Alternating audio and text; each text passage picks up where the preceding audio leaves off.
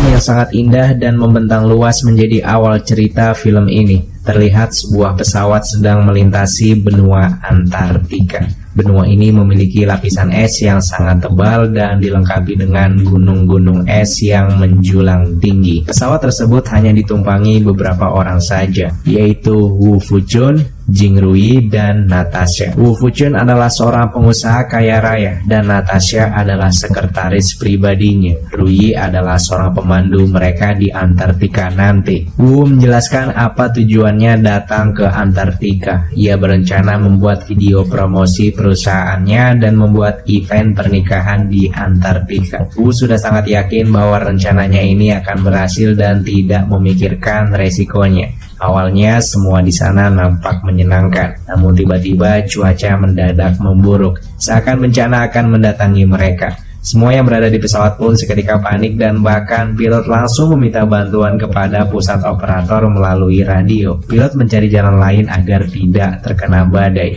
Namun sayang, badai yang terlalu besar membuat pilot kewalahan. Musibah menghampiri mereka yang membuat pesawat terjatuh.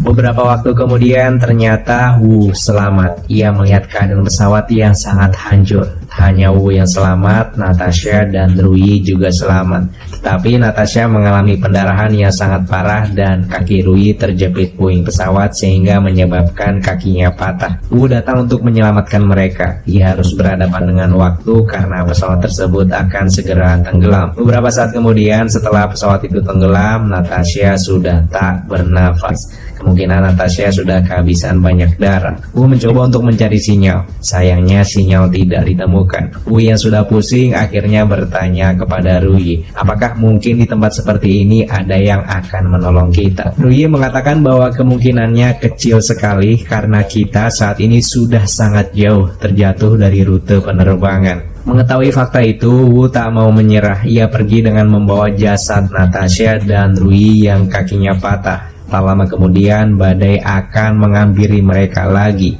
Wu dan Rui membuat sebuah lubang untuk bersembunyi dari badai tersebut. Setelah badai itu pergi, Wu mencoba menaiki sebuah bukit lagi untuk mendapatkan sinyal. Sedangkan Rui memilih menunggu Wu di dalam lubang tersebut. Rui dikagetkan melihat sekelompok burung yang sedang memakan jasad Natasha. Bahkan Rui hampir menjadi target burung itu. Beruntung Wu datang menolongnya.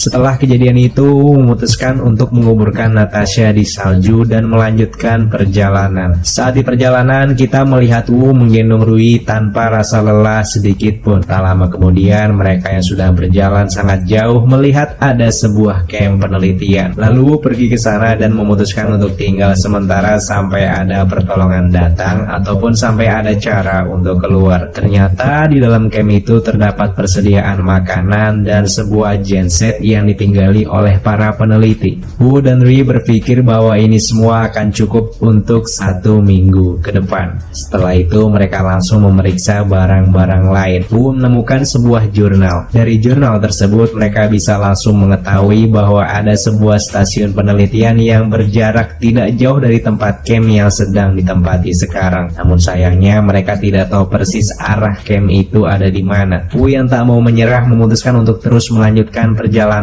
dengan seorang diri. Tak terasa 6 hari Wu mencari pertolongan. Yang ia temui hanyalah seekor anjing laut dan sekelompok penguin. Hingga hari ke-8 Wu terus melanjutkan perjalanan mengelilingi padang salju dengan harapan menemukan siapapun yang bisa menolongnya. Di saat perjalanan Wu harus terganggu karena dirinya ingin membuang air besar. Di waktu yang bersamaan Wu harus dikejutkan dengan tebing salju yang runtuh. Wu berlari sambil memakai celana untuk menyelamatkan dirinya.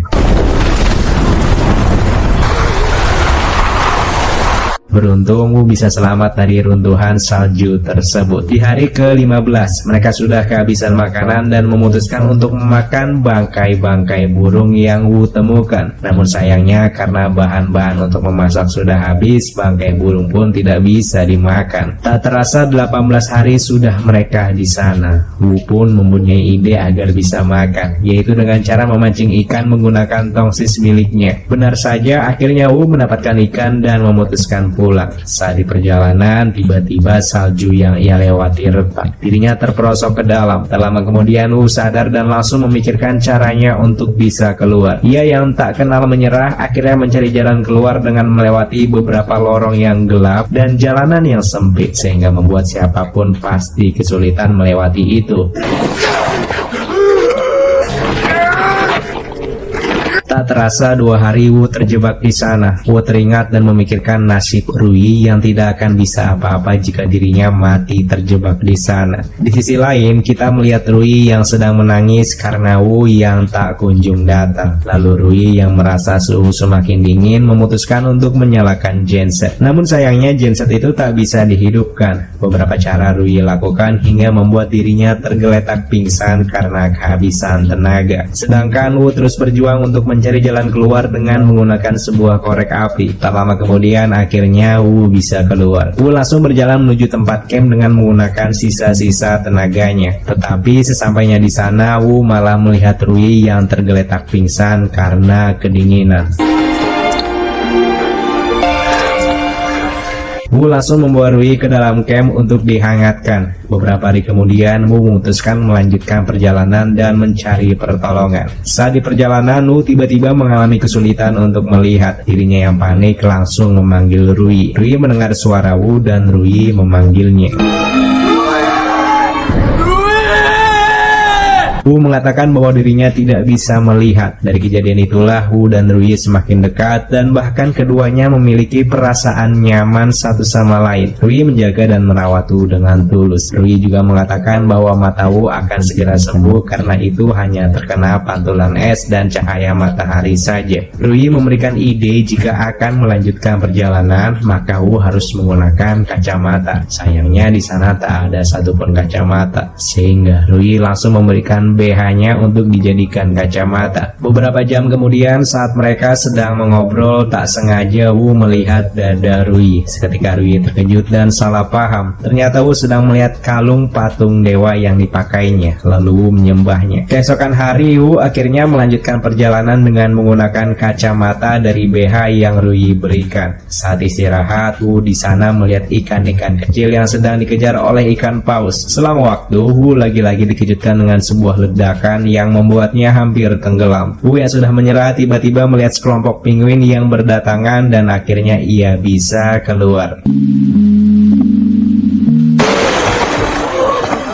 Wu berjalan menuju camp dengan keadaan setengah membeku. Sesampainya di camp, Rui terkejut dan langsung menghangatkan Wu dengan tubuhnya. Tak terasa 48 hari mereka di sana bersama-sama. Wu mengatakan bahwa rasa cintanya semakin besar. Wu mau melangsungkan pernikahan dengan hanya berdua saja. Keesokan harinya, genset dan persediaan pun sudah benar-benar habis. Mau tak mau harus melanjutkan perjalanannya. Walau begitu, Wu merasa tak tega kepada Rui. Rui memberikan Wu sebuah buku panduan untuk membantunya saat di perjalanan. Wu yang sudah berjalan jauh tiba-tiba dikejutkan dengan kedatangan badai yang sangat kencang. Itu membuat Wu tergeletak pingsan. Di saat pingsan, tiba-tiba ada seekor penguin yang membangunkan Wu. Saat sadar ternyata dirinya sudah dekat dengan camp penelitian yang dicari-cari. Sontak Wu langsung memukul gentong yang ada di sana untuk memberitahu keberadaannya. Tak lama kemudian beberapa peneliti datang. Di sana dia memberitahukan para peneliti untuk menjemput Rui. Setelah sampai di camp, tiba-tiba hal tak terduga datang. Gunung es yang tepat di belakang camp mendadak runtuh. Seketika itu membuat tempat Rui berada hancur. Wu yang melihat itu langsung ingin mencari Rui. Namun sayangnya, Wu ditahan oleh beberapa peneliti hingga dia pingsan. Saat pingsan, Wu bermimpi masa-masa indah bersama Rui. Itu membuat Wu langsung terbangun dan merasa tak percaya bahwa Rui telah meninggal. Kemudian Wu memutuskan untuk mencari Rui dengan menggunakan sepeda motor salju. Rui ditemukan masih hidup dengan keadaan setengah sadar. Kisah mereka berakhir bahagia walau diuji oleh beberapa keadaan yang sangat tidak masuk akal. Film ini mengajarkan kita bahwa harapan adalah satu-satunya yang membuat manusia bisa bertahan hidup. Manusia bisa melewati apapun masalah jika mereka percaya kepada harapan. Terima kasih sudah menonton video ini. Jangan lupa klik like, comment, subscribe, dan share video ini. Sampai jumpa di video berikutnya.